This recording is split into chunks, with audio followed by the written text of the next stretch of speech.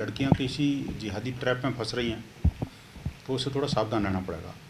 और जो बेटियां वहाँ की आ रही हैं उनके बारे में जो इन्वेस्टिगेटिंग एजेंसीज हैं उनको थोड़ा चौकन्ना रह करके उसकी जांच करनी पड़ेगी कि आखिरकार क्या कारण है, कैसे क्या है, कोई और साजिश तो नहीं है।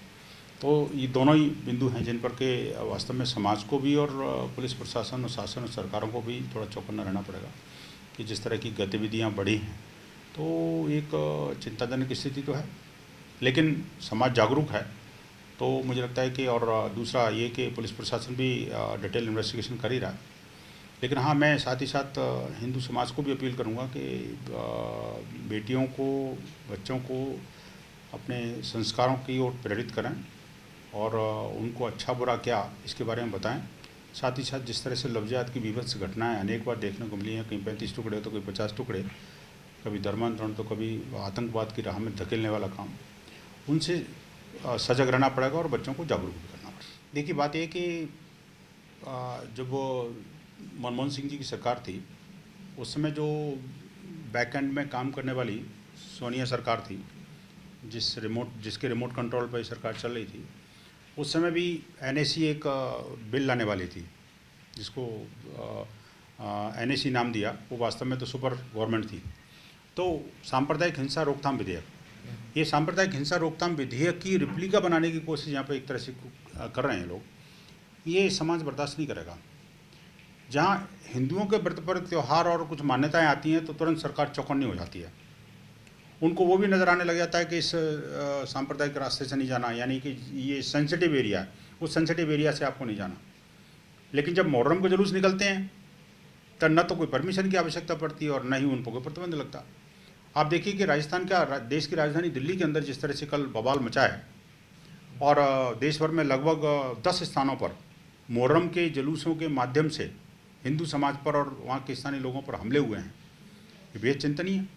सरकार इस पर कोई कानून नहीं बनाती, लेकिन जो पुरातन मान्यताएं, पुरातन संस्कृति और इस भारत की धरती से जुड़े हुए त्यौहार हैं, पर्व हैं और उत्सव हैं, जिन उत्सवों के माध्यम से समाज ऊर्जावान होता है, एक नव चेतना का संचार होता है, जिन उत्सवों के ऊपर अपने राज्य की इकोनॉमी डिपेंड की हुई होती है, जिन उत्सवों के ऊपर हमारी संस्कृति, लोक परंपराएं जीवित हैं, उन उत्सवों पर प्रतिबंध लगा के सरकार क्या करना चाहती है आखिरकार? सरकार को समझना पड़ेगा, ये जागना भी पड़ेगा कि सिर्फ हिंदू समाज को दबाने से आपका भला नहीं होने वाला।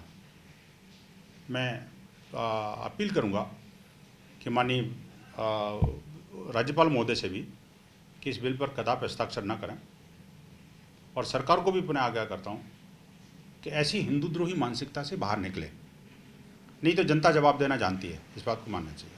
देखिए, ज्ञानवापी का जो विषय है बड़ा क्लियर है, एकदम क्रिस्टल क्लियर है, इसमें कोई किसी को डाउट नहीं है।